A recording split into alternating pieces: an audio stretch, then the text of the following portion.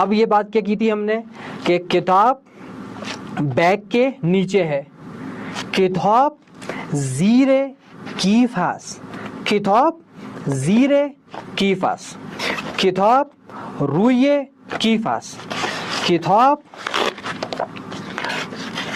توی کیف است. اور اس کو ہم کیا کہہ سکتے ہیں؟ در. کتاب در کیف است. اور اسی کو ہم کہتے ہیں کتاب توی کیف است. اور اگر یہ اس کے اوپر آ جائے تو ہم اسے کہہ دیں گے کتاب روی کیف است. کتاب زیر کیف است. اب کسی نے آپ سے یہ سوال پوچھا کتاب کہاں پر ہے، تو آپ نے یہ بتا دیا کتاب زیر کیف است. لیکن اب اگر آپ کو کسی سے پوچھنا ہے کتاب کہاں پر ہے تو آپ ایسے پوچھیں گے. یہ تو ہم نے اب تک نہیں پڑھا، تو وہ سیکھ لیں. کہاں کے لیے فارسی زبان میں ہم کیا استعمال کرتے ہیں؟ کجا.